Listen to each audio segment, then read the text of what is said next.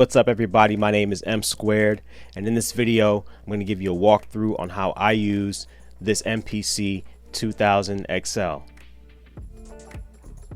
So I got this machine in 2002.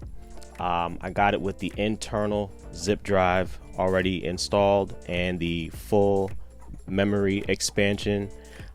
This is a very sentimental machine to me. This is something I worked my way up to, starting out with some software like Acid Pro 3 at the time, and I was looking to just step my game up production wise. I knew I wanted to make beats. I knew I wanted to start getting into production and take it more seriously, so I worked my way up to get this MPC. So it's my first piece of like real gear that I ever had. Started to teach myself how to make beats on it. I had a friend that had a 2000, and he kind of showed me a little bit of how to work my way around the 2000. So my first time actually seeing an MPC and touching an MPC, I have a picture of it. I went to a professional studio to track out some of those software beats I was making early on when I just started out making beats for the first time, and they had one sitting in the studio, and I was like mesmerized by it. So I had to get on it and try it out for the first time, and I made sure I took a picture to document it. So I'm going to show that right now. As soon as I got my hands on this MPC, I was so inspired to start making beats on it right away. I didn't even read the manual. I just turned it on. I dove right in and tried to find my own unique ways around getting the sound and the results I wanted. I've always been inspired by amazing producers like DJ Premier, Pete Rock, Mark Ronson, Kanye, Rodney Jerkins, and the list goes on and on. Over the years, my workflow has changed so much and evolved over time. I'm now more in the box. I use Logic Pro X most of the time, but I still use this MPC here as a controller when I'm in the box. And I also like to use it as a standalone. Whenever I'm in that mood, I want to catch a vibe, I'll just plug in my headphones and I'm like in another world and just sequence my ideas here in the MPC because of the swing, because of the sound, and then I'll dump out what I did in here into Logic Pro, and I'll use it that way as well. So this machine is very special to me. It's always been my favorite piece of gear in the studio. Now, without further ado, let's get into the walkthrough of how I use the Mpc 2000Xl.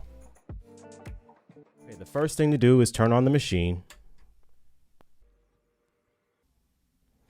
Once the machine is loaded, you're going to see the home screen with your sequence number, your BPM, count, track number, your drum program, your timing, loop, time signature, the bars, program, velocity, and your transport counter at the top. So to get started, here you have your volume control for your main volume, your recording volume, full level, which I like to always have on. Full level are your pad sensitivity controls to make sure that every pad hits at its full level. 16 levels gives you the option to have a sample spread across the pads chromatically or by velocity. Next, you have your next sequence, takes you to your next sequence. Track mute. Once you go to track mute mode, you'll see that these unused slots are showing all your pads. Whenever you have something loaded into a sequence or you have something recorded into a sequence, it'll show as to which sequences you have loaded, and you can use the pads to solo and mute the different parts of your track. These here are your pad banks A, B, C, and D. Over here on this side, you have your function controls to control the options along the bottom of the screen. Then you have your numerical keys here that'll navigate you to different screens like your sample screen, your trim screen, program screen. Then you have your main screen window to get you back to the main screen whenever you're in another screen and want to come back to your home screen. You just hit this. Then you have your open window that will give you different options depending on which section of the screen you have highlighted. Here you have your note variation slider. I mainly use this for truncating my samples a lot quicker. This is the jog wheel. You can also use this to navigate different options throughout the home screen, change your BPM, and toggle between the different options for each section of the screen. You can also use this to truncate your samples as well. Your cursor also helps you to navigate throughout the screen. Tap tempo, note repeat. You would hold this down while pressing a particular sound on a pad, and it would just repeat automatically to whatever timing you have it set to. Then you have undo sequence here. I use this if you want to undo a sequence that you just recorded. Then you have your transport controls along here at the bottom. You have record, your overdub, stop, play, and play start. So this is how I use the Mpc 2000Xl. Let's see, I'm gonna sample and look for some drums. That's shift and the 4 key, which says sample. It's going to take me to the sample window. What I like to do is go to the threshold, take that off, go to the time. I have the full memory here installed, so I go all the way up to 189.2 seconds of sample time. So this one actually has the internal zip drive. As you can see, this is my zip disk here that I use sometimes, but with my workflow today, it's changed a lot. I mainly use this to make sequences in, and then I'll dump it into my DAW, which is Logic Pro X. Now that we're inside the sample window, I'm gonna go through some of my vinyl and see if we can find some drums, some loops, and start chopping samples. Let's get into it.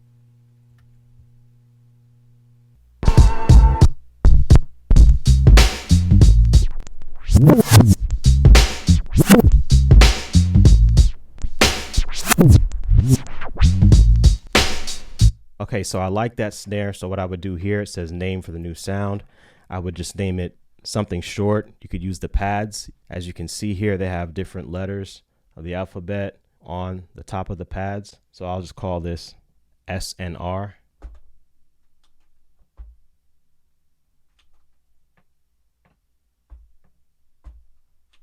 Then you toggle down to assign to note, and you can decide which pad you want to assign it to. You can choose any pad you want. I'm going to start with pad 14. Then you can hit play to make sure you got what you wanted, or you can hit retry. If you didn't like that take, you can retry it again and start recording. It won't take up any memory until you hit keep. So now let's keep looking.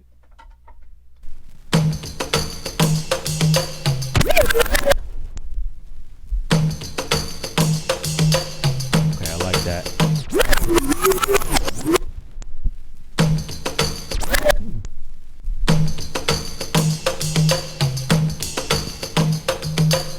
All right, so same thing. Just call it loop or drum loop. Then you're gonna assign to a note or which pad you'd like to have that sound on. Hit keep. We keep digging.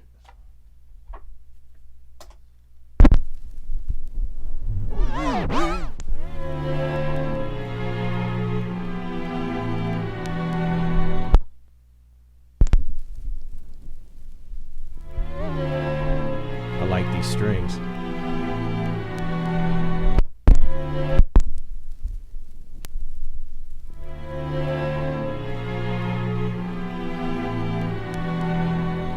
Okay, I'm just going to name that strings. Assign to note. We use this pad here. We found a kick here. The E, no, bring it back to reality. Put it. Double S, drop the E, no, bring it back to. That bring it back. S, drop the E. S, drop the E, no, bring it back to reality. Put it. All right, so I'm gonna keep that.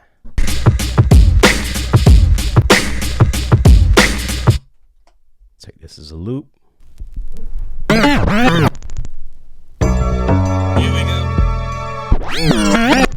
All right, I'm gonna grab that. Here we go. Here we go. Here we go. Here we go.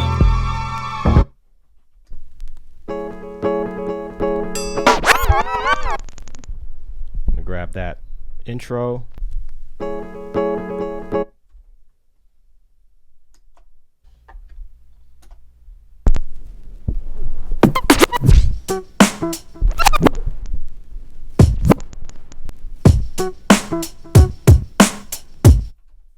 let's keep that.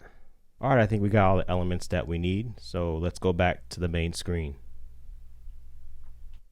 So once you've taken your sampling source and grabbed all of the elements and sample sources that you wanted, you would then hit Shift and the number 5, which is trim. That'll take you to the trim window. And that trim window is going to show you all the different sounds that you went in and kept from your sampling session. So now I'm going to go through each individual sample and see what I want to keep, how I want to chop it up, and then we'll start assigning it to different pads.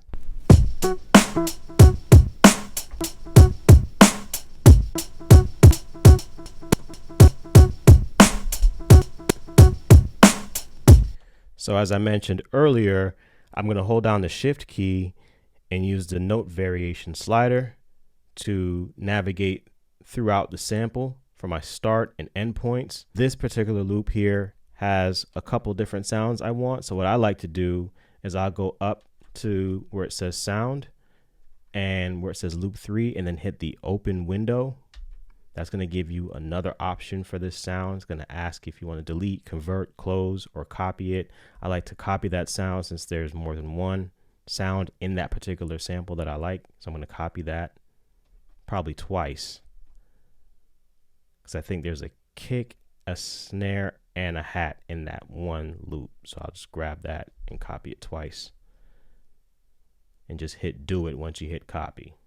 So now to get out of there, hit close. Now I have 3 different copies of that one particular sample. So now I can go in and grab each individual hit, and you can use the pad to audition the start point of where you are. All these pads are the same when you're in this window.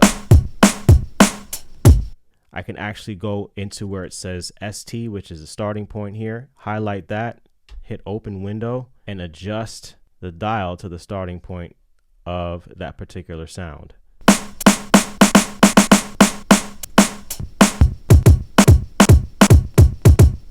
So now there's your kick. So now I'm going to rename this from loop 5 to kick. So I'm going to hit open window, sound name, turn the wheel, and I'll label that kick. So there you have it. We have a kick. Go to the next sound. All right, I heard a snare. Take Shift and your note variation slider, move it closer in. Try to get as close as you can to that snare transient at the front.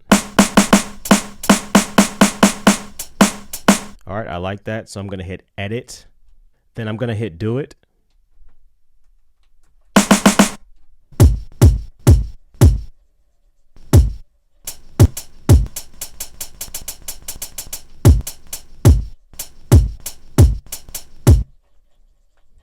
Okay, so I like this hat. With melodic sounds like this, I like to just go to the starting point and then leave the end open so I can always go in between different parts of that particular sample as I'm working out the sequence. Here we go. Here we go. Here we go. Here we go. Here we go. Here we go. Grab that snare.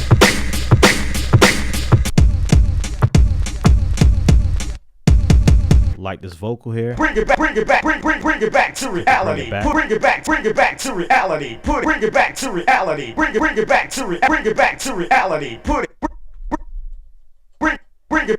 it back.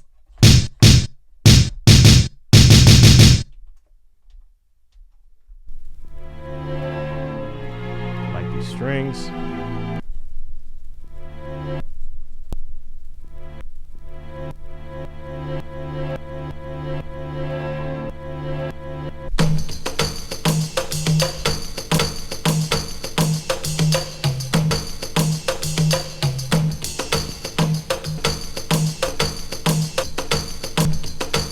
All right, so I made another copy. I'm going to find another part of that loop that I want to start at. There's that clap. Percussive sound.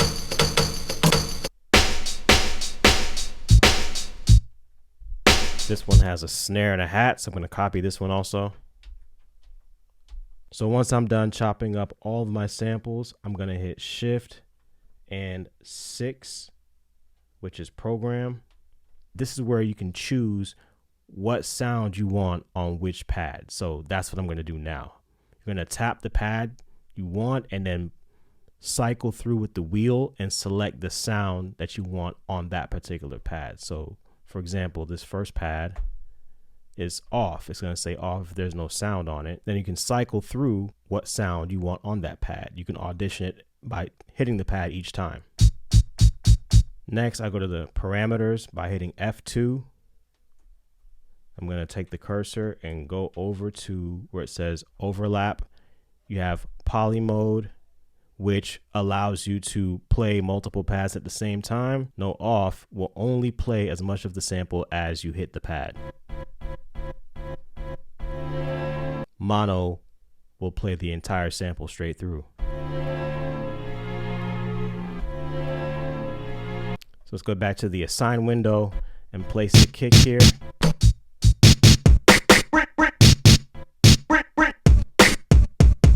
I like to start with the pad on mono for this particular sound.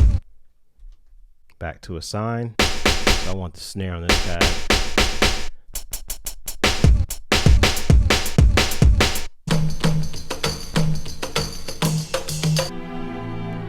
So the string is on this pad. Bring it back, bring it back, bring it back, bring it back, bring it back.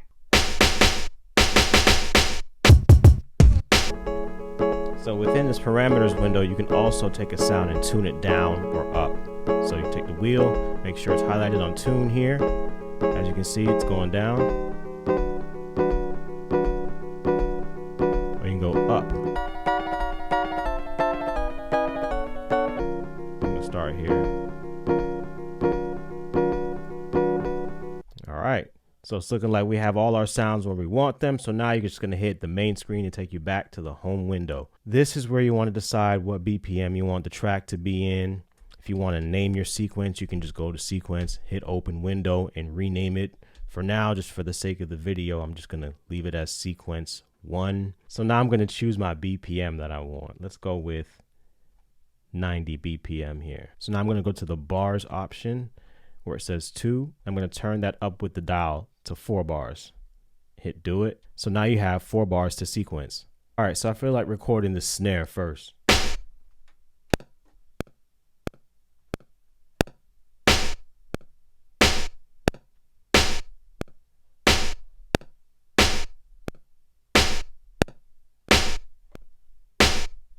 So to record, all you do is hit record, hold it down, and then hit play start, and that will give you your metronome to get started. So to play it back, you hit play, or play start will start you from the 1.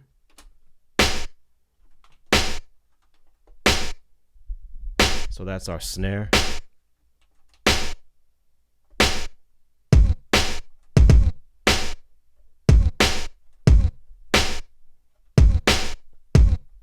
Lay down the kick.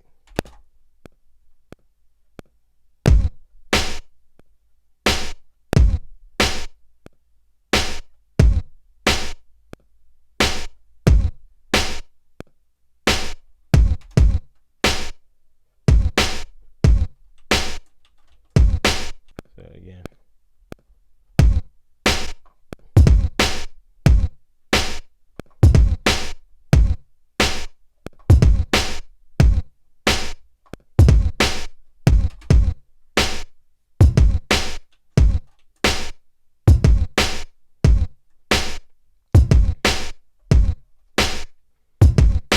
All right, so I want to go in and adjust the swing. Go to the timing with the cursor. Make sure the timing section is highlighted. Hit open window. This is where your swing amount is. I'll make sure I go down to shift timing to later. And I'm going to try swing time starting at, or swing percentage starting at 63%. Then hit do it. Let's see how this sounds. All right, that's better. 16 levels I'm going to use for this hi-hat. Choose the note. That's the hi-hat. Parameter velocity Turn that on. Now the hat is on each pad, and the velocity gets quieter as you go down the pads and louder as you go up to the top of the pads. So I'm going to keep the swing the way it is for the kick and the snare, but I'm going to turn the quantize off so I can create my own swing and my own vibe with the hi-hats.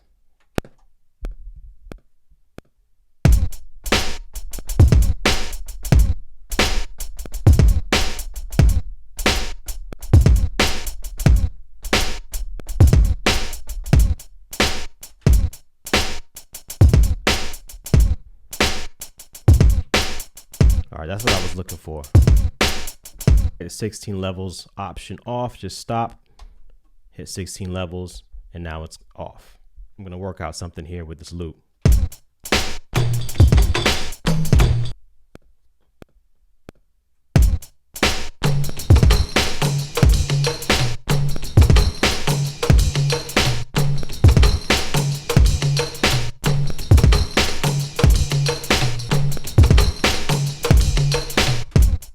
There it is.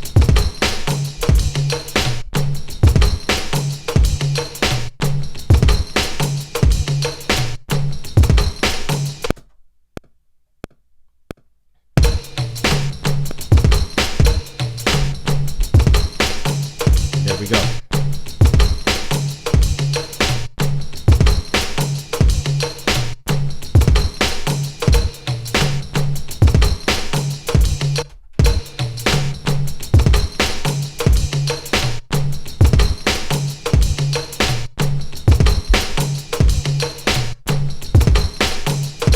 So now I'm going to try to find something melodic here that we chopped up. Let's see what we can do with this guitar chop here.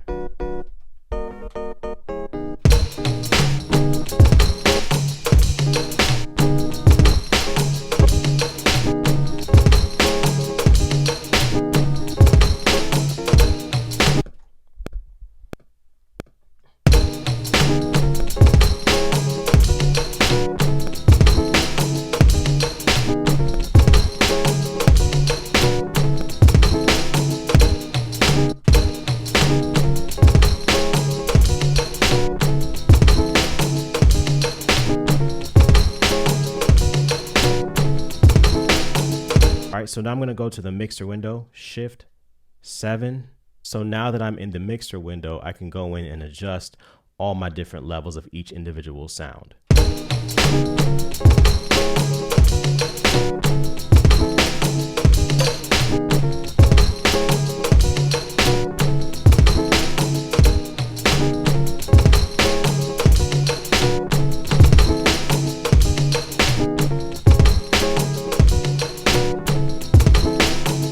Back into the program parameters and let's filter that down and see if we can get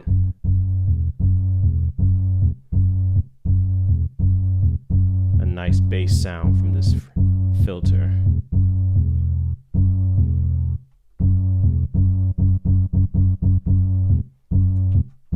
going to tune it down.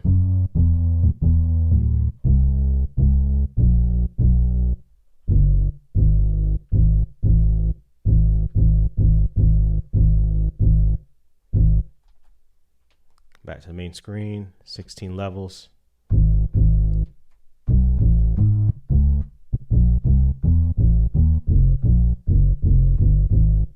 Let's try to work out a bass line for this.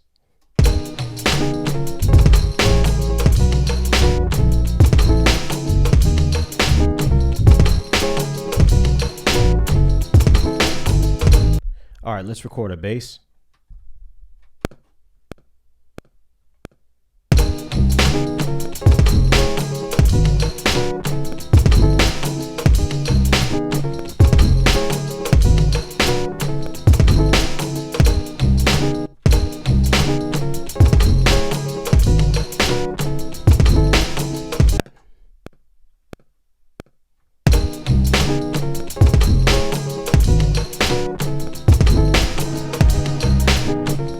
All right, so let's play it all back.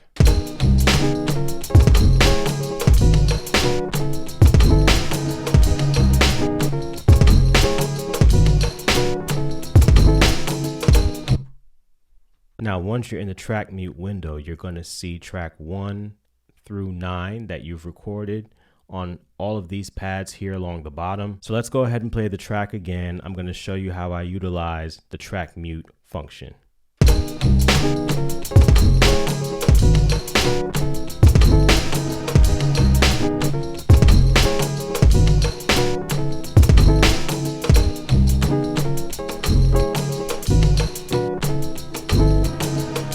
So I just muted the drums. I'm going to bring it back in.